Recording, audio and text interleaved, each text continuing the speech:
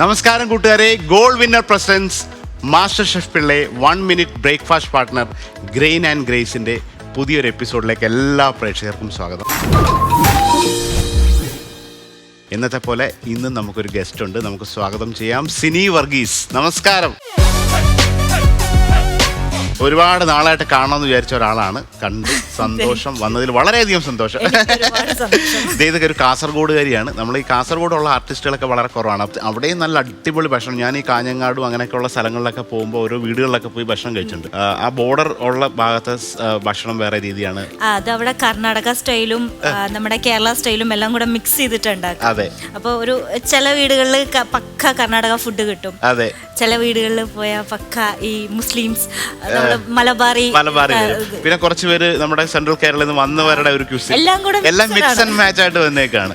അപ്പൊ സിനിയുടെ ശരിക്കും കാസർഗോഡ് എവിടെയാണ്? ഞാൻ പ്രോപ്പർ കാസർഗോഡാണ്, പക്ഷെ ഒരു പത്തനംതിട്ടക്കാരിയാണ്. അപ്പൊ കാസർഗോഡ് എങ്ങനെയാ അവിടെ ഫണ്ട്? അച്ഛനും അമ്മയും അവിടെ സെറ്റിൽ ആയതാ.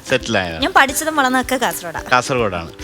വളരെ ചെറുപ്പത്തിൽ തന്നെ അഭിനയ രംഗത്ത് വന്ന ഒരു ആളാണ്. വലിയൊരു തുടക്കം എപ്പോഴായിരുന്നു? ഞാൻ 10ാം ക്ലാസ്സിൽ പഠിക്കും. ഇത് ശരിക്കും ആഗ്രഹിച്ചങ്ങ് വന്നതാണോ അതോ? ആഗ്രഹിക്കാനുള്ള ബുദ്ധിയൊന്നും ആ സമയത്ത് ഉണ്ടായിരുന്നില്ല. ഞാൻ യൂത്ത് ഫെസ്റ്റിവൽ പങ്കെടുക്കുന്നുണ്ടായിരുന്നു. അപ്പോൾ സ്റ്റേറ്റ് വിന്നർ ആയിരുന്നു. ഏതായിരുന്നു? ഞാൻ കുച്ചിപ്പുടി ഫോക്ക് ഡാൻസ് ആയിരുന്നു. അപ്പം അതിൽ വിന്നറായപ്പം അതുവഴി എനിക്കൊരു ഓപ്പർച്യൂണിറ്റി കിട്ടി. ആ സമയത്ത് ഇതായിരിക്കും കരിയറിനോ അല്ലെങ്കിൽ ഇത് കുറെ നാൾ കൊണ്ടുപോകുന്നൊന്നും ഉണ്ടായിരുന്നില്ല. പിന്നെ നമുക്ക് കിട്ടുന്ന ആ സമയത്ത് കിട്ടുന്ന ഒരു ഫെയിം ഉണ്ടല്ലോ, ആ കുഞ്ഞു പ്രായത്തിൽ അത് ഭയങ്കര വലിയ സംഭവമായിരുന്നു. സത്യം. സ്കൂളിൽ പഠിക്കുമ്പോഴൊക്കെ, അതും കാസർഗോഡ് ഒരു സാധാരണ അവിടെയൊക്കെ നമ്മളാരും അങ്ങനെ വിചാരിക്കില്ല. അപ്പൊ പെട്ടെന്ന് അതൊരു ഫെയിമിലേക്ക് എത്തുന്നു. കോളേജിലും അല്ലെ സ്കൂളിൽ നാട്ടുകാരും സപ്പോർട്ടായിരുന്നു, ടീച്ചേഴ്സ് സപ്പോർട്ടായിരുന്നു, ഫ്രണ്ട്സ് സപ്പോർട്ടായിരുന്നു. എനിക്കൊരു ബുക്ക് നോട്ട്സ് ഒന്നും എഴുതണ്ട, സ്പെഷ്യൽ ക്ലാസ്സുകൾ എനിക്ക് തരും. അങ്ങനെ എല്ലാ രീതിയിലും എന്നെ ഹെൽപ്പ് ചെയ്തു. എങ്ങനെയാണ് അത് ആ അവസരം വന്നത്? വിന്നർ ആയിരുന്നു. അപ്പോൾ അത് കണ്ടിട്ട് ബാലാജി പ്രൊഡക്ഷൻസിൻ്റെ ആയിരുന്നു, സൂര്യ ടി വിയിൽ ഒരു സീരിയൽ. അപ്പോൾ ഒരു സ്ക്രീൻ ടെസ്റ്റിന് വിളിച്ച് എനിക്ക് ആ സമയത്ത് ഇതെങ്ങനെ ചെയ്യണം അല്ലെങ്കിൽ എന്താണ് ഇതിൻ്റെ സംഭവം എന്നൊന്നും എനിക്ക് അറിയില്ല. അങ്ങനെ എത്തിയപ്പോഴത്തേക്കും എന്നോട് പറഞ്ഞു, ആദ്യം സിസ്റ്ററിൻ്റെ ഒരു ക്യാരക്ടറാണെന്ന് പറഞ്ഞു. ഞാൻ പറഞ്ഞു ഓക്കെ ചെയ്യാം, എന്തായാലും ചെയ്യാന്നുള്ള രീതിയിലാണ്. നായികയായിട്ടൊന്നും അല്ലായിരുന്നു, ഒരു സിസ്റ്റർ ക്യാരക്ടറായിരുന്നു. അപ്പോൾ 10ാം ക്ലാസ് എന്ന് പറയുമ്പോൾ അറിയാലോ, ആ ഒരു ഇതുണ്ടായിരുന്നുള്ളൂ. അത് കഴിഞ്ഞ് ഞാൻ തിരിച്ച് വീട്ടിലോട്ട് പോകുമ്പം അവർ സ്ക്രീൻ ടെസ്റ്റ് കണ്ടിട്ട് പറഞ്ഞു നായികയാക്കാം, നായികയുടെ ക്യാരക്ടറാണ് കേട്ടോ എന്ന് പറഞ്ഞു.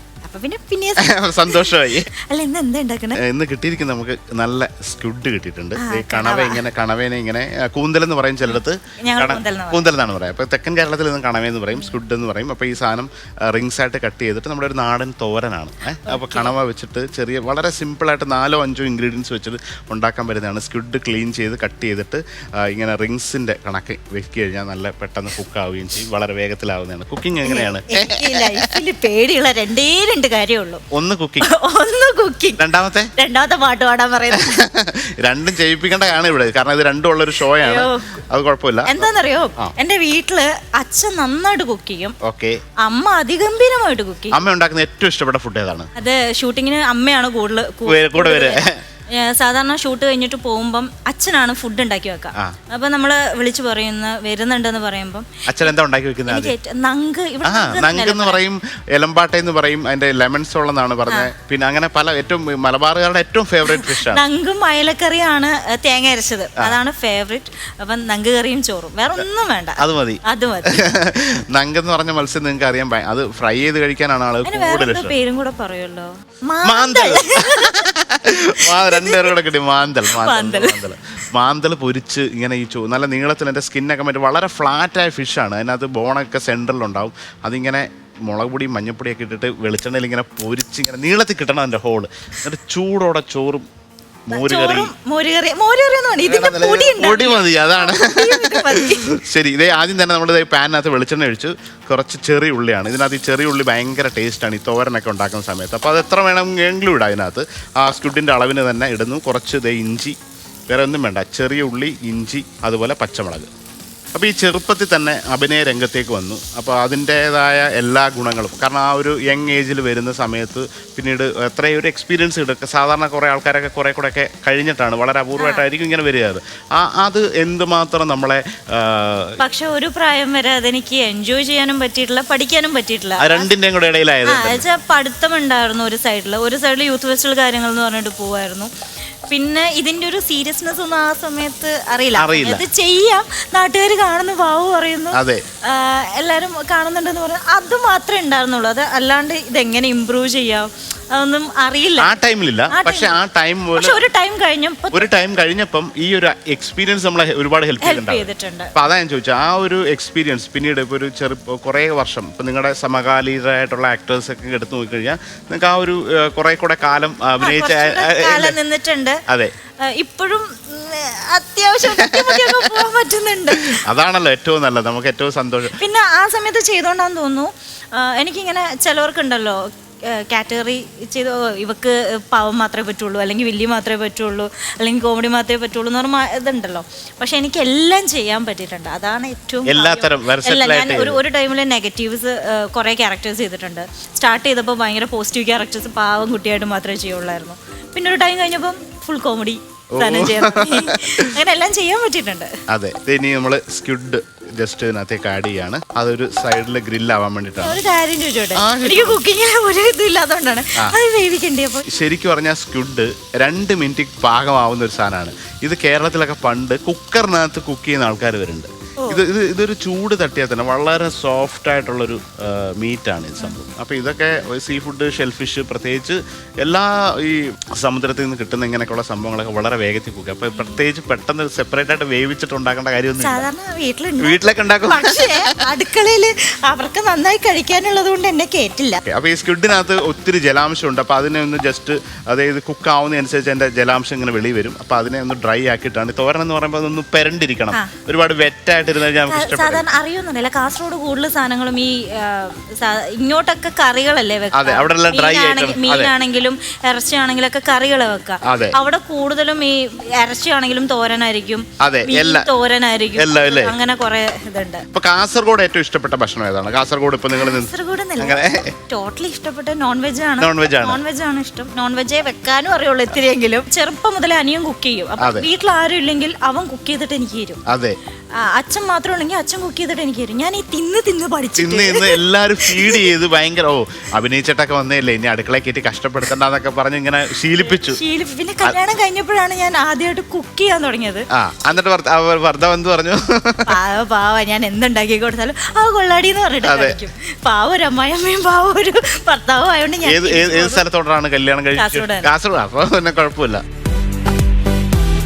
ലേശം മഞ്ഞൾപ്പൊടി, കുറച്ച് മുളക് പൊടി, ഒരല്പം കുരുമുളക് പൊടിയും കൂടി ഇതിനോടൊപ്പം ഇടുകയാണ്. അപ്പോൾ ഈ സ്ക്വിഡിൻ്റെ അതേ വെള്ളമെല്ലാം ഇറങ്ങി അതിനകത്ത് തന്നെ ഇത് ഡ്രൈ ആയതിനു ശേഷമാണ് നമ്മൾ തേങ്ങയുടെ അരപ്പിട്ട് ഇത് ഒതുക്കിയെടുക്കുക. ഇതിപ്പോഴും കണ്ട മസാല ഒരു സൈഡിൽ ഒരു കളറിലായി. സ്ക്വിഡ് ഇപ്പോഴും അതേ കളറിൽ അവിടെ സ്ട്രിംപായിട്ട് കറക്റ്റായിട്ട് റെഡി ആയിരിക്കുകയാണ്. ഇനി ഇതിനെ മിക്സ് ചെയ്തിട്ട് നമ്മൾ അരപ്പിടുകയാണ്. ഈ തേങ്ങയ്ക്കകത്ത് കുറച്ച് മഞ്ഞൾപ്പൊടി, ചെറിയുള്ളി, ഒരല്പം വെളുത്തുള്ളി, ജീരകം, പച്ചമുളക്, ഇത് മാത്രമാണ് ഇടുക. കുറച്ച് അരപ്പ്, അതിൻ്റെ ആവശ്യത്തിനുള്ള അരപ്പിടുന്നു.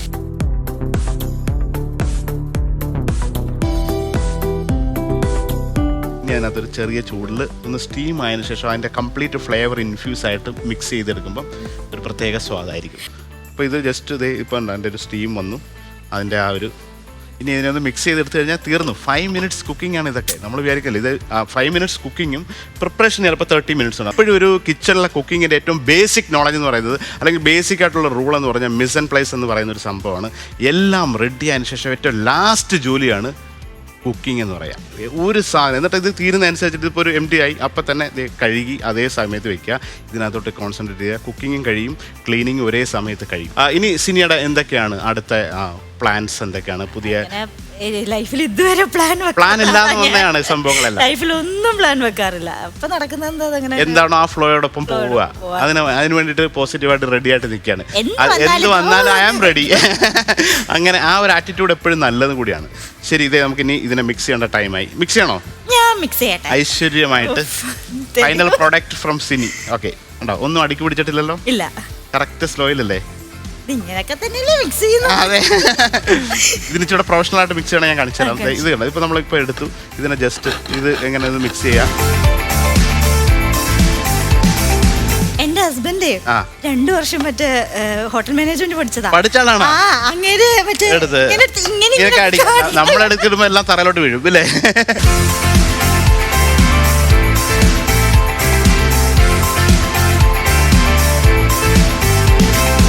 പൊടിക്ക് വേണമെങ്കിൽ എൻ്റെ എൻഡിൽ ഒരു കുരുമുളക്. പിഞ്ച് ഓഫ് കുരുമുളക് ഇട്ട് കഴിഞ്ഞാൽ സംഭവം സെറ്റായി.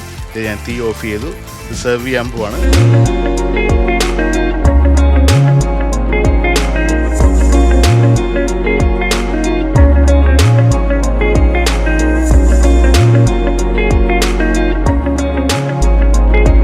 ഇതേ നമ്മുടെ സ്ക്വിഡ് തോരൻ റെഡി ആയിട്ടുണ്ട്. ഇതെങ്ങനെ ഉണ്ടാക്കുന്ന ഒന്നുകൂടെ ഞങ്ങൾ പറയുകയാണ്. ആദ്യം സ്ക്വിഡ് ചെറുതായിട്ട് റൗണ്ടായിട്ട് കട്ട് ചെയ്ത് കഴുകി വൃത്തിയാക്കി വെള്ളം പിഴിഞ്ഞ് മാറ്റി വെക്കണം. അതിനുശേഷം ഇതിൻ്റെ അരപ്പിനായിട്ട് തേങ്ങ ചെറുതായിട്ട് തിരിങ്ങിയെടുത്ത് അതിനകത്ത് ചെറിയ ഉള്ളി, കുറച്ച് വെളുത്തുള്ളി, ജീരകം, മഞ്ഞൾപ്പൊടി, പച്ചമുളകിട്ട് വെള്ളം തൊടാണ്ട് ചമ്മന്തി പരുവത്തിൽ അരച്ച് മാറ്റി വയ്ക്കുക. ചെറിയ ഉള്ളി അരിഞ്ഞ് വയ്ക്കുക. അതുപോലെ ഇഞ്ചി നീളത്തിൽ കീറുക, പച്ചമുളക്, കറിവേപ്പില. ഒരു പാനിലേക്ക് വെളിച്ചെണ്ണ ഒഴിച്ചിട്ട് ലേശം ഈ ചെമന്നുള്ളി, ചെറിയ ഉള്ളി അരിഞ്ഞതും പച്ചമുളകും ഇഞ്ചിയും കൂടി ഇട്ട് നന്നായിട്ട് വയറ്റുക. ഒരു സൈഡിലേക്കൊന്ന് മാറ്റി വെച്ചിട്ട് ഒരു 2 മിനിറ്റ്സ് ഒന്ന് വയറ്റി മാറ്റി വെച്ചതിന് ശേഷം സ്ക്വിഡ് ആഡ് ചെയ്യുക ഒരു സൈഡിൽ. അപ്പോൾ സ്ക്വിഡ് കറക്റ്റായിട്ട് കുക്കായിട്ട് അതിൻ്റെ ജലാംശം എല്ലാം വരും. അപ്പോൾ ജലാംശം ഒന്ന് ഡ്രൈ ആവുന്ന സമയത്ത് ഈ ഉള്ളിലേക്ക് കുറച്ച് മഞ്ഞൾപ്പൊടി, ആവശ്യമുള്ള ഉപ്പ്, ലേശം മുളക് പൊടി, അതിനോടൊപ്പം കുറച്ച് കുരുമുളക് പൊടി ഇട്ടിട്ട് ഇതിന് രണ്ടും കൂടെ മിക്സാക്കി ഒന്ന് കുക്കായി ഡ്രൈ ആയിട്ട് വരുന്ന സമയത്ത് അരച്ച് വെച്ച തേങ്ങയുടെ അരപ്പ് സെൻറ്ററിലിട്ട് ഒന്ന് അടച്ച് വയ്ക്കുക. ഒരു 2 മിനിറ്റ് ആവി കയറി കഴിഞ്ഞ് ഇതിനെ മിക്സ് ചെയ്തിട്ട് അതിൻ്റെ ടേസ്റ്റ് ഉപ്പും എല്ലാം നോക്കിയിട്ട് വേണമെങ്കിൽ ലേശം കുരുമുളക് പൊടി ഇട്ടാൽ നമ്മുടെ കണവ തോരൻ റെഡിയാവും. ഇനി ടേസ്റ്റ് ചെയ്യാം. Thank you.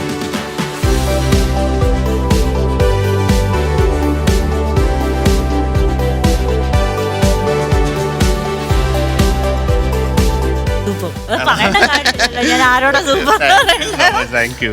മൊത്തം എനിക്ക് കഴിക്കാൻ പറ്റും. മൊത്തം കഴിക്കാം. ഇത് ഹെൽത്തി. നിങ്ങളെ ഹെൽത്തും ഡയറ്റൊക്കെ നോക്കുന്ന ഒരാളാണ് കേട്ടോ. ഭയങ്കര വെളുപ്പാങ്കാലത്തൊക്കെ ജിമ്മിനൊക്കെ പോയി. അതെന്താണെന്നറിയോ, രാവിലെ 7 മണി തൊട്ട് രാത്രി 12 മണി വരെ തീറ്റ. അതെ. അപ്പൊ അത് നമുക്ക് ഇന്ന് ഈ എപ്പിസോഡിന്റെ കൂടെ ഒരു ഗസ്റ്റ് കൂടെ ഉണ്ട്. അപ്പൊ ഈ ഫുഡുമായിട്ട് ബന്ധപ്പെട്ട പല ആൾക്കാരും ഈ എപ്പിസോഡിൽ വന്നു പോവാണ്. അപ്പൊ ഇന്ന് നമ്മുടെ ഗസ്റ്റ് ഇടുക്കി മൂലമറ്റെന്നുള്ള എബീസ് കറിയാണ്. അപ്പൊ അദ്ദേഹത്തെ സ്വാഗതം ചെയ്യാൻ എന്തൊക്കെയാണ് പുള്ളിയും കൂടെ കുറെ സംഭവമൊക്കെ നമുക്ക് ടേസ്റ്റ് ചെയ്യേണ്ടി വരും. ഓക്കെ, സ്വാഗതം ചെയ്യാം എബി. നമസ്കാരം. ഇതെന്തോ സംഭവങ്ങളൊക്കെ എന്റെ പൊന്നെ, ഇത് കണ്ടു കഴിഞ്ഞതേ ഇത് കണ്ടു ഇടിയിറച്ചി ഞാൻ ഫുഡ്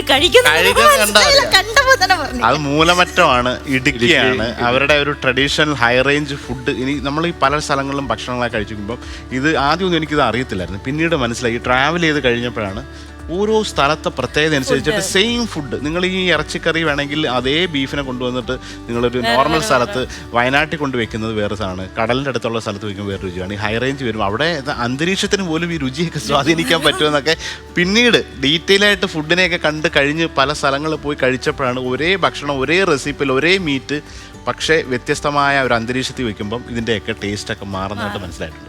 അപ്പോൾ അത് ഇടുക്കി എന്ന് പറഞ്ഞാൽ നമുക്ക് ആദ്യം തന്നെ അറിയാം. ഇതെന്താണ്? ഇടിയിറച്ചി ആണ് അല്ലേ? ഹോം മെയ്ഡ് ആയിട്ട് ചെയ്യുന്നതാണ്. ഇത് എനിക്ക് തോന്നുന്നു എന്തൊക്കെ പ്രൊഡക്റ്റ് ആയിട്ട് പ്രൊഡക്റ്റുകൾ നമ്മൾ ചെയ്യുന്നുണ്ട്. എൻ്റെ ഷോപ്പിന്റെ പേര് കേരള ടേസ്റ്റി ഹൗസ് എന്നാണ്. കേരള ടേസ്റ്റി ഹൗസിലൂടെ എന്തൊക്കെ പ്രൊഡക്റ്റ് ആണ് വിൽക്കുന്നത്? പറയൂ. ട്രഡീഷണൽ ആയിട്ടുള്ള ഐറ്റംസ് ആണ് കൂടുതലും. ഏറ്റവും മെയിനായിട്ട് നമ്മളിവിടെ പോയിക്കൊണ്ടിരിക്കുന്ന ഷോപ്പിൽ നിന്ന് ഇടിയിറച്ചിയാണ്. അത് വിദേശ രാജ്യങ്ങളിലേക്ക് ഒത്തിരി പേര് മേടിച്ചോണ്ട് പോകും. ഇത് എത്ര നാൾ കേടുകൂടാണ്ടിരിക്കുന്നതാണ്? ഇത് ലോങ് ലാസ്റ്റിംഗ് ആണ് സാറേ. ശരിക്കും പറഞ്ഞാൽ തണുപ്പ് കയറാതെ വെച്ച് കഴിഞ്ഞാൽ 1 ഇയർ 2 ഇയറിലേക്ക് ഒരു കുഴപ്പമില്ല. 1 ഇയർ 2 ഇയർ വിദേശ രാജ്യങ്ങളിൽ പ്രോപ്പർ ബീഫ് കിട്ടത്തില്ല. അങ്ങനെ ഒരുപാട് അവിടുത്തെ മീറ്റിന്റെ വ്യത്യാസമുണ്ട്. ആ ടേസ്റ്റ് കിട്ടാത്തതുകൊണ്ട് ഒത്തിരി ആൾക്കാർ വന്ന് മേടിച്ചോണ്ട് പോകും. പിന്നെ നമ്മുടെ നാട്ടിലുള്ള അടുത്തുള്ള മൂലമറ്റം ടൗണിലുള്ള ആൾക്കാർ മേടിക്കുന്നു, പ്രദേശത്തുള്ള ഒരുപാട് ആൾക്കാർ മേടിക്കുന്നുണ്ട്. നാട്ടുകാരാണ് ചെയ്യുന്നത്. എന്റെ വൈഫും അമ്മച്ചിയും ഭയങ്കര സപ്പോർട്ടാണ്. അവര് എന്നാ പറയുക, വൈഫ് കുക്ക് ചെയ്യും, അമ്മച്ചി കുക്ക് ചെയ്യും. ഞങ്ങള് ഇപ്പൊ സത്യത്തിൽ ഞാനും എല്ലാം പഠിച്ചു. ശരിക്കും പഠിച്ചു. അവര് രണ്ടുപേരും, അമ്മച്ചിയാണ് നല്ല കുക്കാണ്, അതെ, വൈഫും അതുപോലെ തന്നെ. അവർ രണ്ടുപേരും ട്രെയിനിങ് തന്നു. ഇപ്പൊ ഞാൻ അവരെക്കാൾ വലിയ ഷെഫായി. എനിക്ക് ഭയങ്കര സന്തോഷം. ഇദ്ദേഹം എഞ്ചിനീയറിംഗ് ബിരുദധാരിയാണ്. അപ്പോൾ എഞ്ചിനീയറിംഗ് ബിരുദധാരിക്ക് ഭക്ഷണത്തോട് ഭയങ്കര ഒരു ഫുഡി ആയിട്ട് എന്തെങ്കിലും ഒരു ബിസിനസ് തുടങ്ങണമെന്ന ആശയത്തിൽ വീട്ടിൽ വന്ന് പറഞ്ഞു നോക്കുമ്പോൾ അമ്മച്ചിയൊക്കെ പണ്ട് കൊച്ചുനാൾ മുതലേ നല്ല നല്ല ഭക്ഷണങ്ങളൊക്കെ, എല്ലും കപ്പ മുതൽ അവിടുത്തെ അപ്പൊ ഇടുക്കിയിലൊക്കെ പോയി കഴിഞ്ഞാൽ എല്ലും കപ്പ എന്നൊക്കെ പറയുന്ന സാധനം അവിടുത്തെ നമ്മളൊക്കെ വല്ലപ്പോഴും ഉണ്ടാക്കി ആണല്ലേ. അവരുടെ ഒരു നോർമൽ സാധനമാണ്. കട്ടൻ ചായ ഉണ്ടാവും കല്യാണത്തിന്റെ തലേന്ന്. അതൊരു ഭയങ്കര ഒരു അത്. പക്ഷെ ഇപ്പൊ അത് എനിക്കൊരു വിഷമം വെച്ചാൽ പണ്ടൊക്കെ ഞാൻ ഈ ഇടുക്കിയിലൊക്കെ പോകുന്നുണ്ട്. എൻ്റെ കുറേ സുഹൃത്തുക്കൾ ഇടുക്കിയിലുണ്ട്. ഞാൻ ജോലി ചെയ്യുന്ന ബാംഗ്ലൂരിൽ നിന്നൊക്കെ വരുമ്പോൾ അവിടുത്തെ കാര്യം. അപ്പോൾ അവിടെ ഈ ബീഫ് കട്ട് ചെയ്ത് മീറ്റ് നെക്സ്റ്റ് ഡേയിൽ ബിരിയാണിക്കായിട്ട് വെക്കും, അല്ലെങ്കിൽ കറിക്ക് വെക്കും. അപ്പോൾ എല്ലിനോട് ചേർന്നുള്ള ഭാഗമൊക്കെ അവർ പ്രൊട്ടക്ട് ചെയ്ത് രാത്രി സഹായിക്കുന്നവർക്കുള്ളതാണ്. കപ്പ വാട്ടക്കപ്പ, അവിടെ കപ്പ എന്ന് പറയുന്നുണ്ടല്ലോ. അപ്പോൾ ഈ വിറകടുപ്പിനകത്ത് ഈ കപ്പ എല്ലാം കൂടെ ഇട്ടിട്ട് ഇത് ഒരുമിച്ച് കുക്ക് ചെയ്തിട്ട് ഒരു മണം വരും. ഈ മീറ്റ് ഇങ്ങനെ സ്ലോ കുക്ക് ചെയ്യല്ലേ, ഇത് വിറകടുപ്പാണ്, കുറേ നേരം എടുക്കുമല്ലോ. ഈ പോത്തിങ്ങനെ വെന്ത് അതിൻ്റെ ബോണിയിൽ നിന്ന് ഇങ്ങനെ മീറ്റ് ഇങ്ങനെ ഇറങ്ങി തന്നെ വരും, ഒന്നും തുടങ്ങുകയും വേണ്ട. അപ്പോൾ അത്രയും സോഫ്റ്റായിട്ട് കുക്ക് ചെയ്തിട്ട് ഈ കപ്പയുടെ കൂടെ നിന്ന് രാത്രി ഒരു 12-1 മണിയൊക്കെ ആകുമ്പോഴായിരിക്കും ഈ സാധനം സെറ്റ് ആവുക. അപ്പോൾ വെളുപ്പാങ്കാലത്ത് ഒരു പണിയുണ്ട്, കല്യാണത്തിന് സഹായിക്കും. ഇതെല്ലാം ഒരു കാറ്ററിംഗുകാർ കൊണ്ടുപോയി എല്ലാ പണിയും. മറ്റേത് അടുത്തുള്ള നാട്ടുകാർക്ക് വേണ്ടിയിട്ടുള്ള സംഭവമാണ്. അപ്പോൾ അതിൻ്റെ കൂടെ കട്ടൻ ചായ വലിയ കലത്തിനകത്ത് ഇങ്ങനെ കലത്തിനകത്തൊക്കെയാണ് വെക്കുക. എന്നിട്ട് ഈ സാധനം അതൊക്കെ ഇപ്പൊ പക്ഷെ വളരെ കുറഞ്ഞു അല്ലേ വീടുകളിലേക്ക്. നമ്മുടെ വീട്ടിലാണെങ്കിലും എല്ലും കപ്പയും സ്പെഷ്യലാണ്, ഞായറാഴ്ചകളിലേക്ക് ഉണ്ടാക്കാറുണ്ട്. അപ്പൊ ഇത് എന്തൊക്കെയാണ് നമുക്ക്? അയ്യോ മോര്, എന്റെ ദൈവമേ, എനിക്ക് ഞാൻ പെട്ടെന്ന് വിചാരിച്ചു ഇങ്ങനെയൊക്കെ ഉണ്ടപ്പോ ഇത് കള്ള വെറുതെ ഒന്ന് കൊതിപ്പിച്ചു ഇല്ലേ ഞങ്ങളെ രണ്ടുപേരെ. കറിവേപ്പില കണ്ടോണ്ട് അതൊരു തമാശയുണ്ട്. പണ്ട് ഞാൻ ബോബനും മോളിൽ പണ്ട് വായിച്ചൊരു തമാശയുണ്ട്. ഈ യുവജനോത്സവത്തിന് ഇങ്ങനെ പിള്ളേർ ഇങ്ങനെ ഭക്ഷണം കഴിക്കാണല്ലോ, അപ്പൊ പറയും ഇതിലേതാ വെള്ളം, കറിവേപ്പില ഉള്ളത് മോരാണ് എന്ന് പറഞ്ഞ പോലെ ഒരാള്. അതെ അതെ അതെ.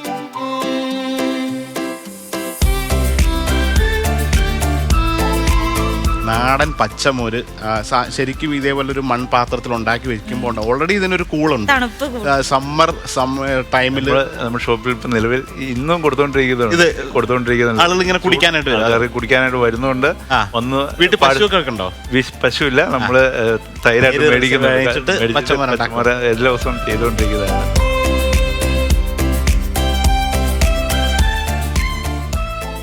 പലതരം സോഫ്റ്റ് ഡ്രിങ്ക്സുകൾ മാർക്കറ്റിൽ ലഭ്യമാണ്. പക്ഷേ ഒരു തൈര് ഇച്ചിരി വെള്ളം ഒന്ന് കടഞ്ഞെടുത്ത് ഇച്ചിരി വെണ്ണയൊക്കെ ഉള്ളൊരു തൈര് കടഞ്ഞ് ഇഞ്ചിയും പച്ചമുളകും കറിവേപ്പിലയും ചെറിയ ഉള്ളിയും കൂടെ ചതച്ചിട്ട് കുടിക്കുന്ന പോലെ ഒരു ചൂട് സമയത്ത്, ഏത് സമയത്ത് ഇനി ചോറുണ്ട് കഴിഞ്ഞാൽ നല്ല സദ്യയൊക്കെ ദഹിക്കുമ്പോൾ പോലും അവസാനം കൈക്കുമ്പിളിലോട്ട് ഇത്തിരി മോരിങ്ങനെ ഒഴിച്ചിട്ട് ഒരു ശകലം കുടിച്ചതിൻ്റെ ബാക്കി ആ ചോറിലോട്ട് ഇട്ടിട്ട് പെരട്ടി കഴിക്കുമ്പോൾ ഉണ്ടാകുന്ന ആ ഒരു ദഹനരസം, ഇതൊരു എനിക്ക് ടേസ്റ്റ് ഞാനൊരു മോരിൻ്റെ ഭയങ്കര ഒരു ആരാധന. അതുകൊണ്ടാണ് ഇത്രയും വാചാലമായിട്ട് പറഞ്ഞത്. ഇത് ഞാൻ ഒരിക്കലും പ്രതീക്ഷിച്ചില്ല മോരൊക്കെ നമുക്ക് ടേസ്റ്റ് ചെയ്യാൻ കൊണ്ടുവരും എന്നല്ലേ. നല്ല ടേസ്റ്റ് ഉണ്ട്.